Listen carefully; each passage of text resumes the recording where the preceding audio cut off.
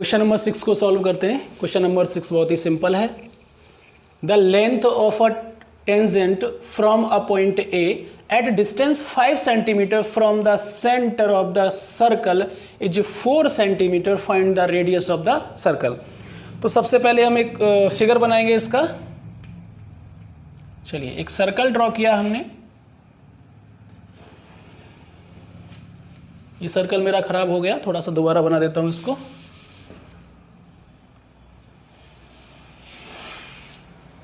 जिसका centre O है, ये मान लेते हैं। क्लियर। अब इन्होंने कहा क्या कहा है? The length of a tangent from a point A। अब कोई पॉइंट मान लीजिए हमारा पॉइंट यहां पर है A, और A पॉइंट है distance 5 metre from the centre, और इसकी जो सेंटर से जो डिस्टेंस है वो कितनी है? 5 centimetre. Of the circle is 4। जो टेंजेंट है, वो टेंजेंट की जो लेंथ है वो हमारी कितनी है? 4 सेंटीमीटर। तो अब हम इसको ज्वाइन कर देंगे। ए, चलिए इसको बी दे देते हैं। ए भी हमारी एक टेंजेंट लाइन थी और सर्कल का सेंटर ओ। अब हमें जो ओ बी जो है हमारी रेडियस है, और हमें यही रेडियस की वैल्यू फाइंड करनी है। Find the radius of the circle. Very simple. तो हम क्या करेंगे? चलिए प्रूफ करते हैं इसको।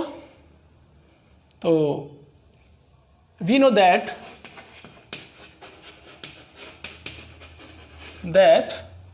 कि O B perpendicular A B.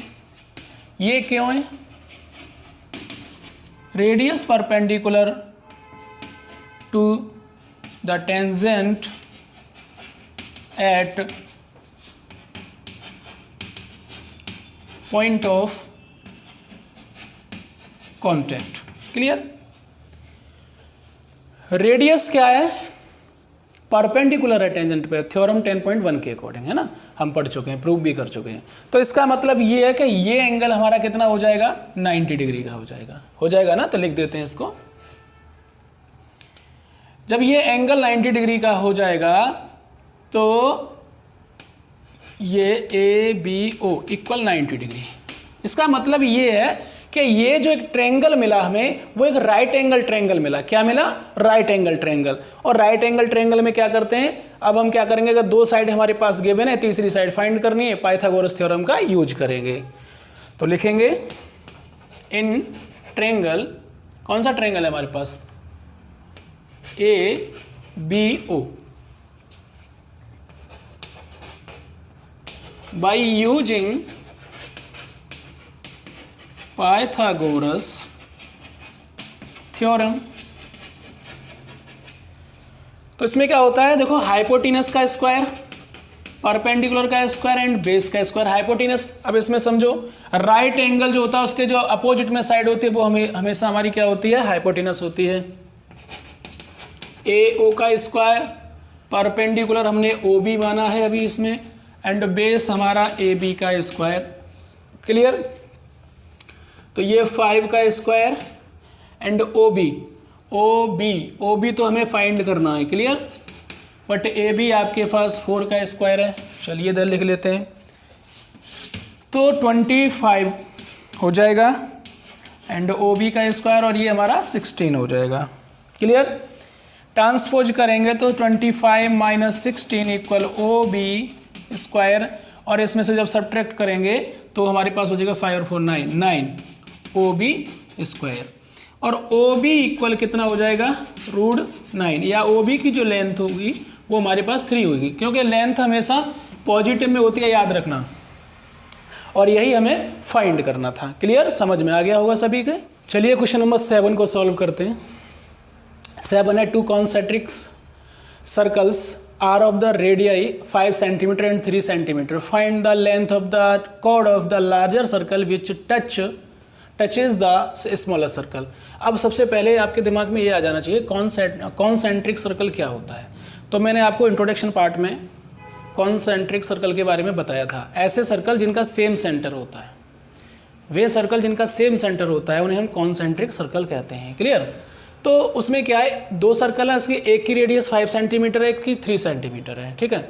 और एक बड़े सर्कल का जो कॉर्ड है वो छोटे सर्कल को टच करता है, तो उस कॉर्ड की लेंथ बतानी है आपको। तो हम क्या करेंगे, एक फिगर ड्रॉ करते हैं। मान लीजिए एक सर्कल ये है हमारे पास और ये एक सर्कल ये है, क्लियर। ये इसकी कॉर्ड हो जाएगी लार्जर सर्कल की, ये इसका सेंटर है, सेंटर O है, और यहाँ से इसकी रेडियस है वो 3 सेंटीमीटर है स्मॉलर की। अब देखो बड़े सर्कल की रेडियस की बात करेंगे तो देखो या तो यहाँ से इधर टच करो या इधर करो, तो मैं दोनों तरफ रेडियस ही है, तो मैं इधर लिख रहा हूँ 5 सेंटीमीटर, और मैंने ये पॉइंट ऑफ कांटेक्ट दे दिया P। क्या दे दिया? P। अब मैं किसी प्रकार अगर AP फाइंड कर लूँ, AP फाइंड कर लूँगा तो मैं अब बता सकता हूँ कि जो भी perpendicular from the centre bisect the code, क्योंकि जो सेंटर से जो परपेंडिकुलर पड़ता है किसी भी कोड पर वो उस कोड को बाइसेक्ट करता है। तो अगर AP मिल जाएगा तो AP BP के बराबर होगा, आपस में दोनों को ऐड कर देंगे, आंसर आ जाएगा। चलिए प्रूफ करते हैं इसको नाउ। तो आपने देखा कि OP perpendicular AB, clear. Radius perpendicular to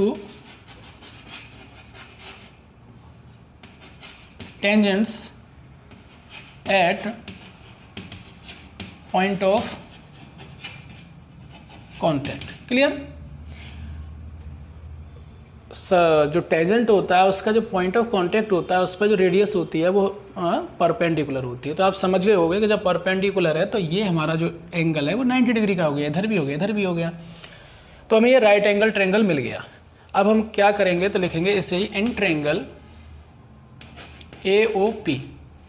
इसमें क्या करेंगे, बाय यूजिंग पाइथागोरस। क्या है? अप्लाइंग बाय यूजिंग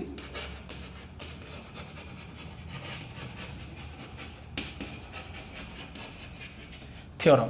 हम पाइथागोरस थ्योरम का इसमें यूज करेंगे। तो आप अच्छी तरह जानते हो कि h² प्लस मीन्स हाइपोटेनस का स्क्वायर एंड परपेंडिकुलर का स्क्वायर एंड बेस का स्क्वायर।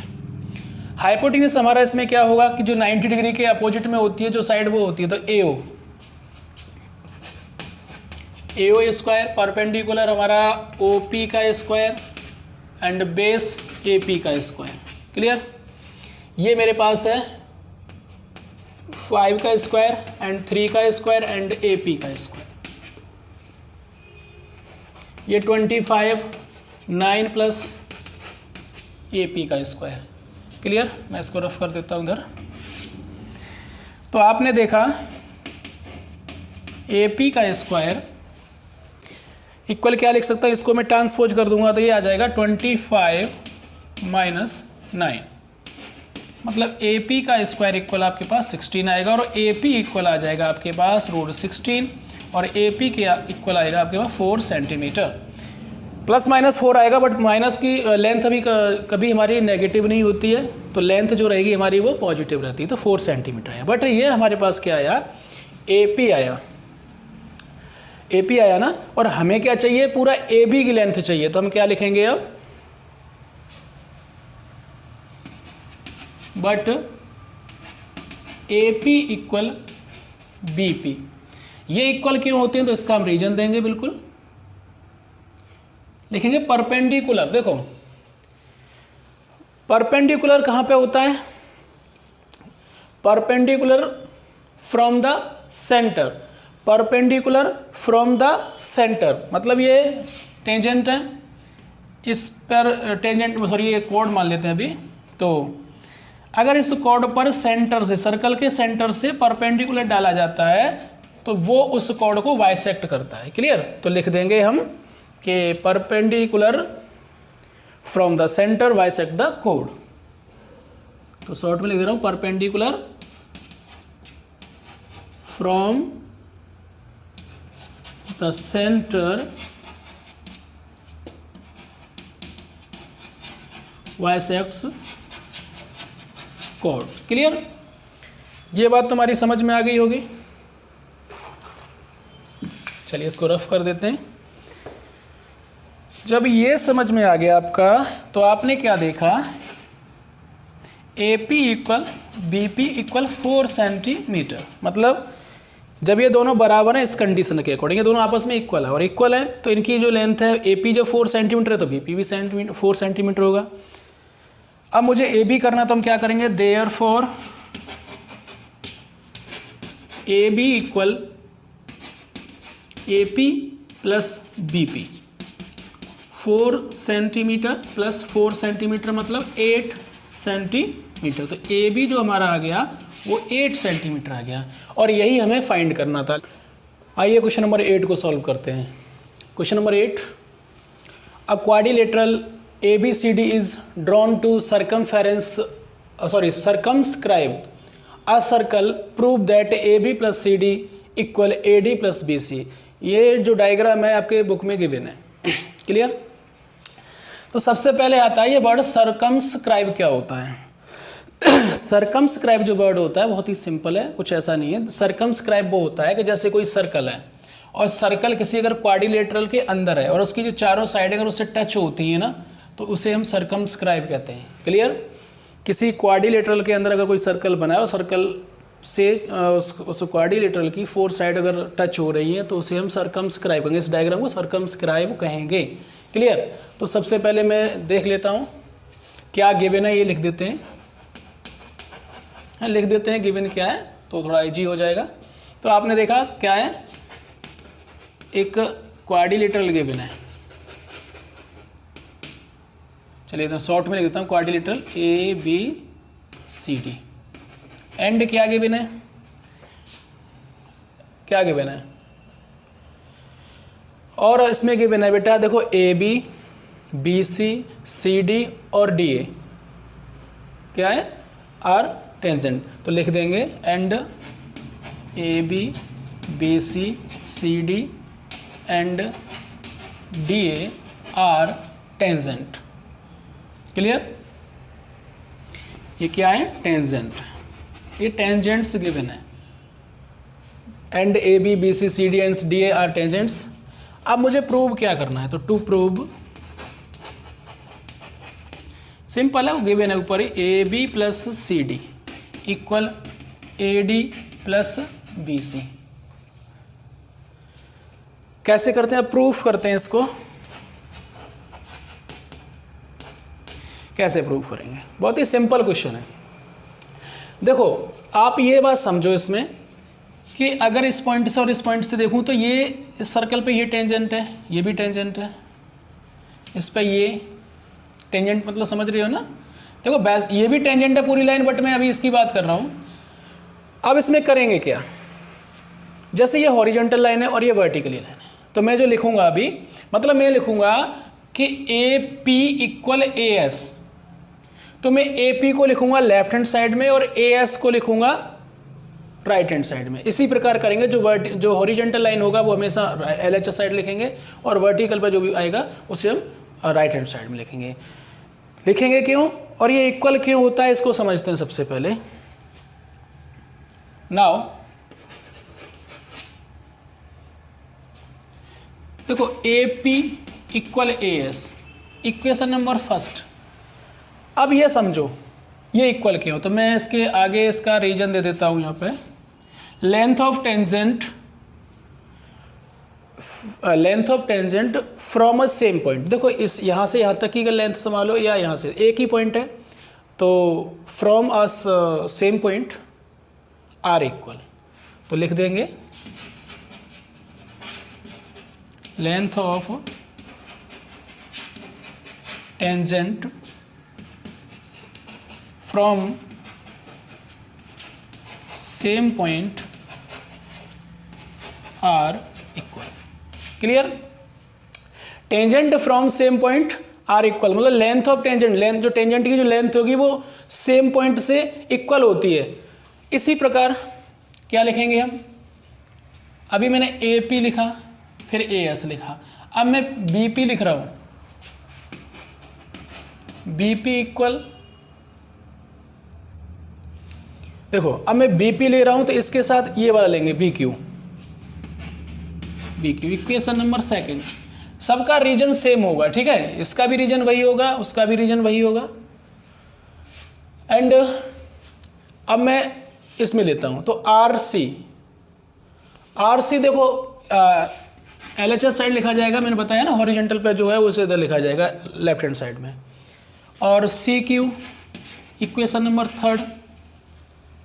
अब आपके पास बचा DR एंड DS, तो DR equal DS equation number 4। ये 4 इक्वेशन बन गए। ये बात समझ में आ गई ना, length of the tangent from a same point are equal, मतलब किसी एक पॉइंट से अगर टेंजेंट किसी भी सर्कल पर डली होती है तो उनकी जो लेंथ होती है वो इक्वल होती है। क्लियर। अब क्या करेंगे, मैं इसको ना ऊपर रफ कर देता हूँ थोड़ा सा।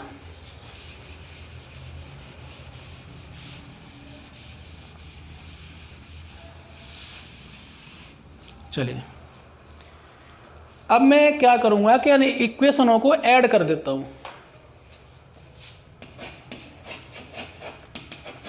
Adding equation first and second and third and fourth, सभी इक्वेशनों को हमने ऐड कर दिया।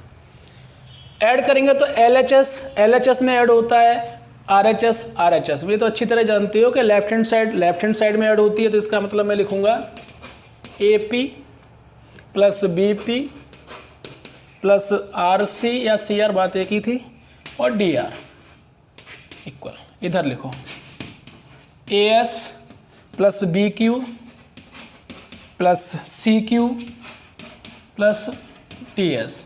क्लियर। चलिए मैं इसको भी रफ कर देता हूँ, अब इसकी कोई ज़रूरत नहीं है ना। अब आप देखो AP और BP, एक लाइन और लिख देते हैं, AP BP को ऐसे लिख लो, एंड RC और DR को हम ऐसे लिख लेते हैं, थोड़ा इजी हो जाएगा, है ना। AS कहाँ पर है, सॉरी देखो आप समझो, AP और BP में ऐड कर रहा हूँ तो AP और BP करूँगा तो AB मिल जाएगा मुझे, RC और DR करूँगा तो RC और DR करूँगा तो CD मिल जाएगा। इसी प्रकार में AS और BQ, तो AS है मेरे पास। अब AS में देखो BQ ऐड करूँगा अगर मैं, तो मुझे नहीं मिलेगा ना, तो मैं AS में मुझे DS मतलब ऐड करना है, तो मैं इसको ना आगे लिख लूँगा DS प्लस और BQ प्लस CQ। अरे ऐड ही तो कर रहे हैं, ये सभी ऐड होने चाहिए, इसको पहले इसमें कर दो उससे कोई फर्क ही नहीं पड़ता है। हमें तो अपना जो प्रूफ वाले क्वेश्चन होते हैं उनमें ये देखना होता है कि क्या आएगा। तो AP और BP, तो AP और BP दोनों को ऐड किया तो मुझे AB मिल गया। चलिए AB लिख देते हैं। RC DR, RC इतना था एंड DR भी ऐड किया तो CD मिल गया। चलिए अब आप AS देखिए, AS देखो AS यहाँ तक है और DS यहाँ से यहाँ तक है, तो पूरा मुझे AD मिल जाएगा या DA लिख देंगे। क्लियर। प्लस और BQ CQ देखो, तो BQ एंड CQ तो पूरा मिल गया मुझे, क्या मिल जाएगा BC, और यही हमें प्रूव करना था।